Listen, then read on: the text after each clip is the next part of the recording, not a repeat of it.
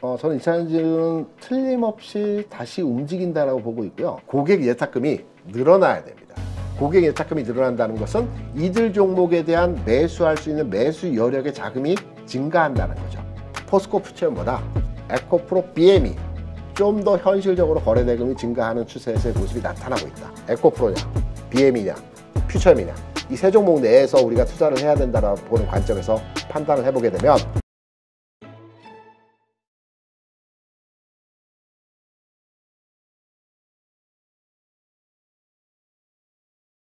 자, 지금 그 후티 반군, 네. 예멘의 후티 반군 쪽에서 지금 뭐 수에즈 운하를 통과해서 홍해로 가는 이 배들에 대해서 공격을 하고 있단 말이죠. 그래서 지금 그렇습니다. 물류 대란 위기가 네. 나오고 있고, 그 다음에 또 사실 그 뒤에는 이란이 있다라고 모두가 다 알고 있고, 이란 뒤에는 또 중국과 러시아가 있다. 네. 그런데 지금 미국과 영국, 프랑스 등 서방 세계가 거기 군함을 보내서 이제 직접 관리하겠다, 공동으로 작전을 펴겠다.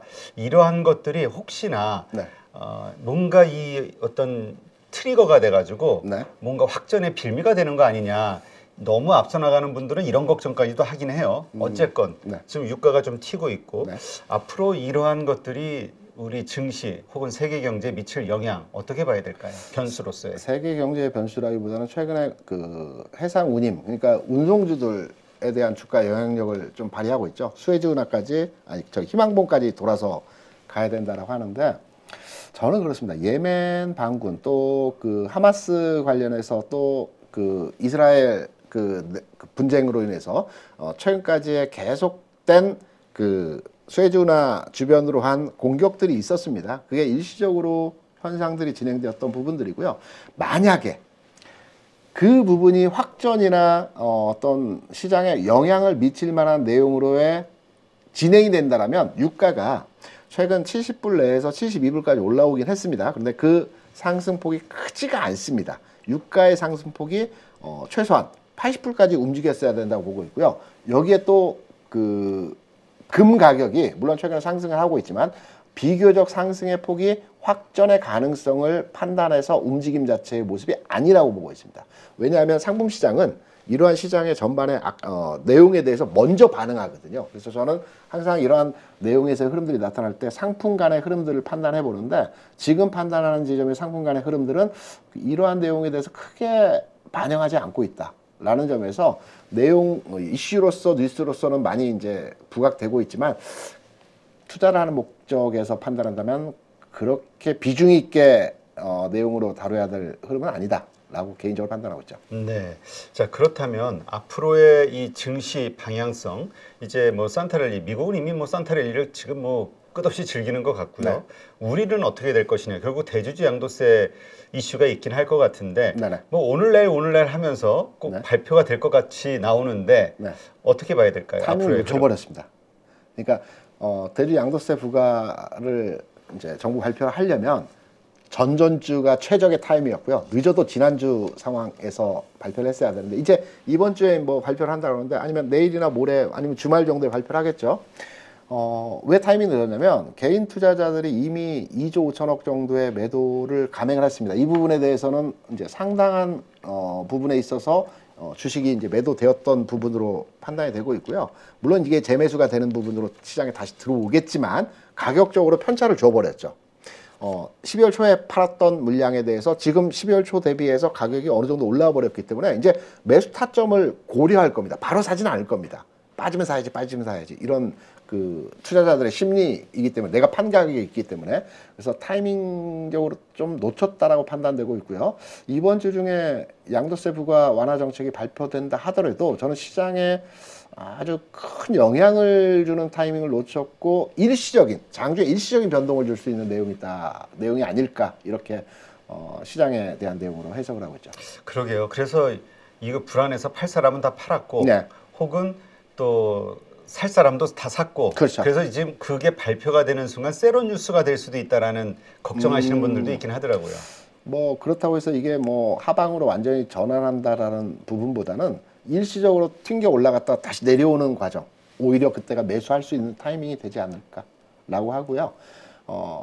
산타랠리에 대해서는 제가 한번 잠깐 언급을 드리면, 과거에 국내 주시장이 2011년부터 2016년도까지 박스피 장세라고 했던 구간이 있었습니다. 이때 지수 2000포인트 전후로 해서 아주 지리하게 움직였거든요. 이 구간에서 미국 시장은 굉장히 화랑장이었습니다. 미국은 경기가 좋은 상태에서의 그 진행이었고요. 우리는 2011년부터 16년도까지 경기 동향 측면에서 중국 연동한 흐름에서 뭐 나쁘지는 않았지만 그렇다고 해서 미국만큼의 경기 동향이 좋지는 않았던 흐름들이었습니다. 지금이 그때와 아주 비슷하거든요. 미국은 소매 판매를 비롯해서 소비 경기가 살아나고 연착륙 얘기가 나고 있고 기업들의 그 호실적이 계속 진행되고 있습니다. 우리는 아직까지 경기가 회복된다라는 징후에서의 내용들이 아직 나오지 않고 있거든요. 물론 내년도에 가면 국내 경기 회복에 대한 시그널들이 많이 발표가 될 겁니다. 첫 번째로 반도체 경기가 살아나겠죠. 그리고 소비에 대해서도 내년도 넘어가게 되면 지금보다는 훨씬 나아지는 부분들이 나겠죠. 시차를 두고 반응하는데 그 시차를 두고 반응하는 부분이 약간의 텀이 있습니다. 그래서 국내 경기와 주식 시장에 대한 반응하는 내용으로 있어서 미국 시장이 이렇게 좋은데 우리 시장은 안 좋은 건 왜일까? 라고 판단하실 때 시차를 좀 두는구나. 주가의 움직임에서 최소 한두 달 정도의 시차를 두고 주가가 연동해서 움직이는구나. 이런 흐름으로 진행되지 않을까.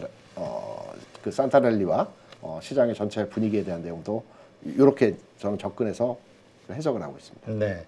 자, 지금 대주주 양도세 완화가 되면은 가장 큰 수혜를 받을 게 이제 2차 전지주가 될 것이다. 이런 당연하죠. 생각들을 많이 했죠. 네. 특히 그 가운데서 공매도라든가 여러 가지 것들의 압박을 받고 있는 뭐 에코프로 네. 관련된 양극재들, 네. 주들.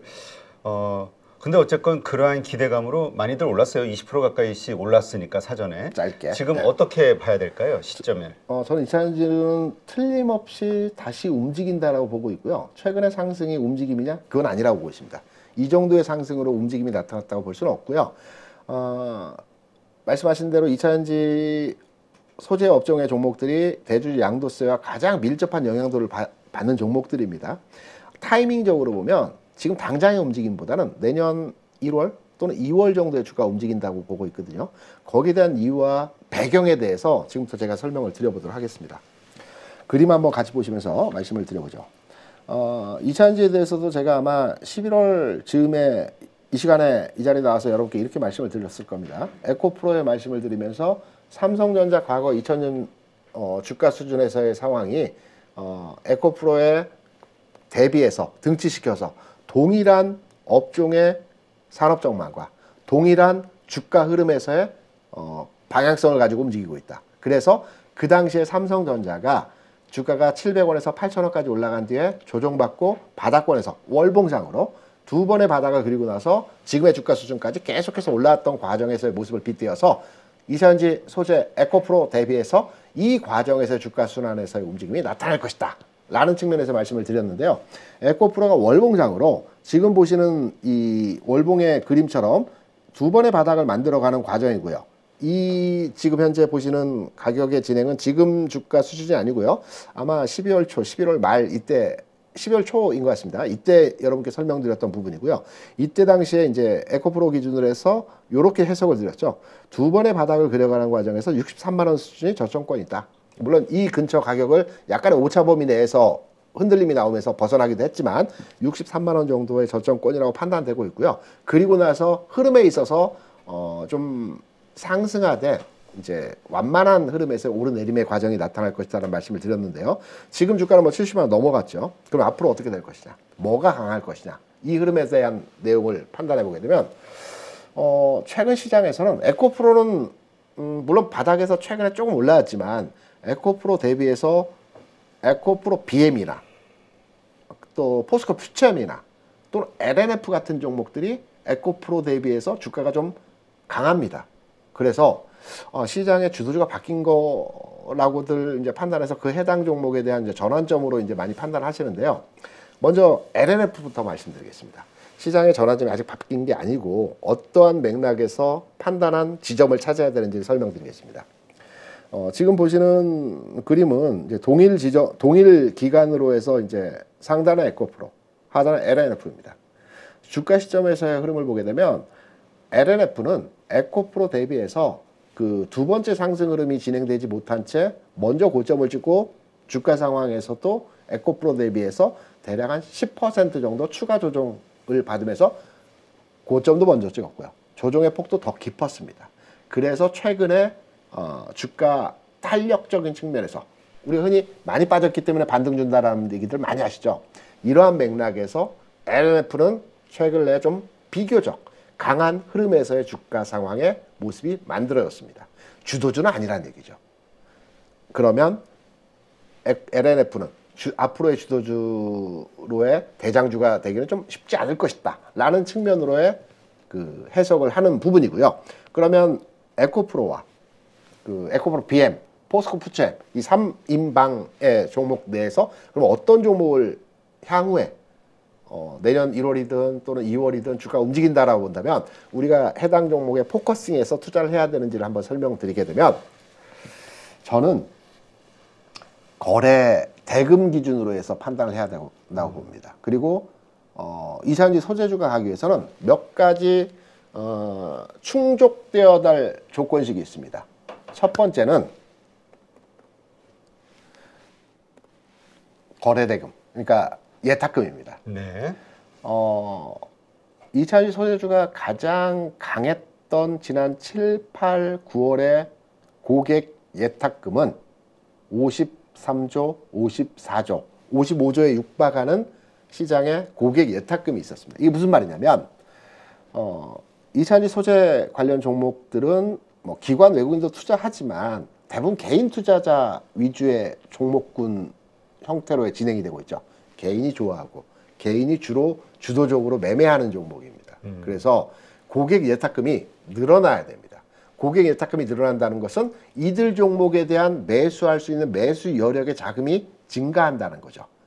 고객 예탁금이 늘어나기 위해서는 뭐 여러 가지 그 시장 상황에 변화가 있어야 된다고 보고 있습니다. 그런데 지금 현재 고객 예탁금 수준에서의 상황을 보게 되면 오늘 데이터 기준으로 해서 물론 3일 전 그 고객 예탁금이지만 49조 원, 뭐 50조 근처 하고 있습니다.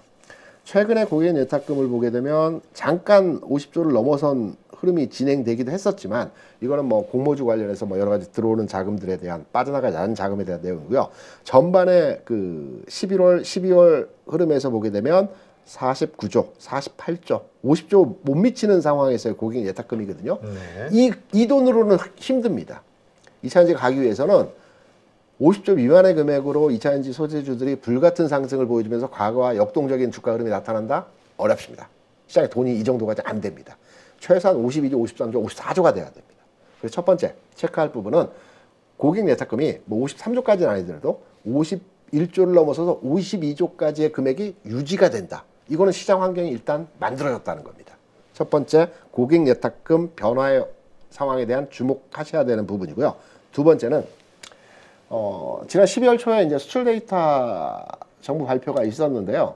의미를 부여할 만한 몇 가지 내용들이 있었습니다. 뭐 장사 잘하고 있는 자동차, 철강, 기계 뭐 이런 내용이 아니고요. 전기전자 이쪽이 아니고요. 잘 보시면 여기 보시면 2차 전지가 전월 대비 23.4% 증가를 했는데요. 이게 8개월 만에 상승했다는 겁니다. 8개월 만에. 그간에 계속 2차 전지 수출에 있어서 감소하다가 11월 데이터가 첫 번째로 8개월 만에 첫 번째로 상승으로 돌아섰다는 겁니다. 첫 번이죠. 그러면 한 번의 상승 가지고 2차 전지 시황이 바뀌었다라고 볼 수는 없습니다. 최소한 2, 3개월 연속해서 수출 데이터가 좋아지고 있는 흐름들이 진행된다라면 시장 환경의 산업군이 그간의 약세에서 전환의 흐름을 우리가 인식해야 된다고 판단되기 때문에 지난 11월 데이터, 12월 초에 발표되는 EU 데이터가 2차전지 업종에 대한 플러스로의 반전, 전월 대비 플러스로 반전됐다. 계속 빠지다가 수출이 안 되다가 돌았었다는 얘기죠. 그러면 12월 데이터, 1월 데이터까지 확인을 하고 나서 연속적으로 3개월 연속해서 2차전지 수출이 늘어나고 있다. 그렇다면 갈 환경이 된 거죠. 그래서 두 가지 측면에서 2차전지에 대한 투자 관점의 시점을 잡아볼 때 첫 번째, 예탁금이 늘어나야 됩니다. 52조, 53조까지. 그리고 수출 데이터 측면에서 1월 2일 날 나오겠죠. 이 데이터 측면에서 2차전지가 지난 11월에도 좋았는데 12월에도 좋구나 라고 한다면 이때부터 우리가 서서히 관심을 가져야 될 부분에서의 흐름이라고 보고 있고요. 그리고 나서 이제 테크니컬하게 이제 주가 흐름에 대한 상황을 판단해 보게 되면 제가 앞서 세 종목을 말씀드렸죠. 에코프로냐, BM이냐, 퓨처엠이냐. 이 세 종목 내에서 우리가 투자를 해야 된다라고 보는 관점에서 판단을 해보게 되면 거래대금입니다. 종목은 모든 종목은 특히 개인 투자자 비중이 높은 종목들의 흐름에 있어서 주가가 턴오버하기 위해서는 시세 집중. 그러니까 우리가 수급이라고 하죠. 보통 어떠한 종목에 수급이 들어왔다 안 들어왔다 많이 얘기하는데 수급은 관심과 거래량입니다. 거래량은 즉 거래대금을 말하는 겁니다. 그렇다고 한다면 거래대금의 의미 있는 증가 추세가 진행되는 종목이 1번입니다. 그 종목에 투자해야 되는 겁니다. 지금 제가 앞서 말씀드린 세 종목에 대한 거래대금을 한번 체크해서 여러분께 보기 쉽게 한번 설명을 드리려고 오늘 장마감 직전에 그림을 한번 떠봤습니다. 에코프로가 왜 대장주였느냐? 과거에 그 지난 7월, 8월, 9월 주가 움직일 때 왜 대장주였느냐? 거래대금입니다. 어마어마한 거래대금이 발생을 했죠. 이후에 주가가 올라가면서도 어마어마한 거래대금입니다. 제가 조금 뒤에 BM과 퓨처엠도 보여드리겠지만 에코프로가 시장에서 선도주로서의 자리매김하고 주가 움직임이 진행될 수 있는 것은 모든 수급이 에코프로로 몰렸기 때문이다. 관심과 거래량이 이쪽으로 몰렸기 때문에 이게 대장주가 되었던 겁니다. 그렇다면 앞으로 주가 수준에 있어서 또다시 에코프로가 대장주가 되겠어요. 의미 있는 거래대금이 진행이 돼야 되겠죠. 지금 최근에 거래대금을 보시면 아직까지는 의미가 없습니다. 아직까지는 본격적인 흐름에서의 거래대금이 증가 추세가 나타나지 않고 있다고 볼 수가 있겠죠. 다음으로 넘어가겠습니다. BM입니다. 좀 다르죠. 좀 다르지 않습니까? 앞서 보여드렸던 에코프로의 올해 상승 출발 당시의 거래대금과 BM의 상승 출발 당시의 거래대금은 현격하게 다릅니다.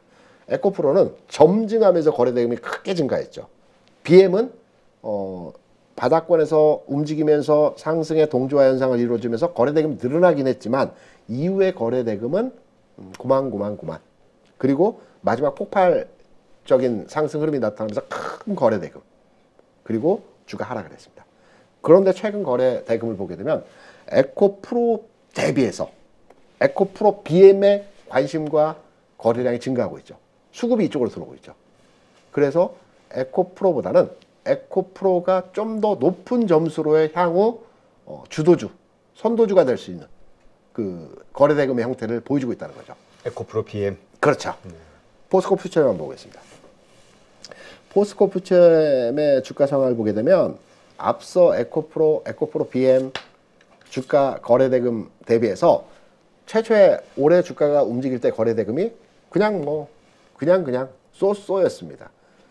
뒤늦게 출발했고요. 이때까지만 해도 크게 이 시장에서 관심도가 부각되지 않은 종목이었습니다.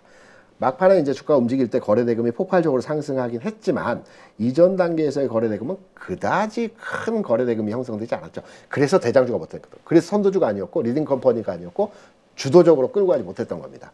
최근에 거래대금 물론 증가하고 있습니다. 증가는 하고 있는데 앞서 보여드린 에코프로 BM과 포스코 퓨처엠과 딱 대비해보면 엇비슷하긴 하지만 제가 눈대중으로 판단했을 때 저는 포스코 퓨처엠보다 에코프로 BM이 좀 더 현실적으로 거래대금이 증가하는 추세에서의 모습이 나타나고 있다. 에코프로와 비교해서도 눈에 확연하게 확인할 수 있는 거래대금의 모습이 나타날 수 있다고 해서 앞서 말씀드린 기존에 최근에 강했던 LNF 같은 종목들이 선도주가 될 수 있을까? 그 부분의 내용은 주가 미리 빠졌고 또 고점을 먼저 찍었고 이러한 과정에서 일시적인 현상이기 때문에 그건 제외하고요. 그러면 세 종목 에코프로, 에코프로 BM, 포스코 퓨처엠 중에 어떤 종목을 선도주로서의 투자를 해야 된다는 측면에서 판단해 보게 되면 대금 측면에서 해석을 할 때 저는 에코프로 BM에 좀 더 높은 점수를 줄 수 있는 투자 대상 종목으로 판단할 수 있는 내용으로 해석을 하고 있고요. 여기에 이제 앞서 말씀드린 대로 투자 관점의 시점은 예탁금이 늘어나야 되고요. 수출 데이터가 좋아지는 가운데에서의 흐름이 진행될 때 이 종목에 대한 투자 시점으로의 그 타이밍을 잡아가시면 될 것 같습니다. 네, 알겠습니다.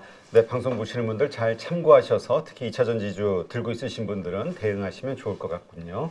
자, 이제까지 수고하신 김대중 대표님 고맙습니다. 네, 고맙습니다.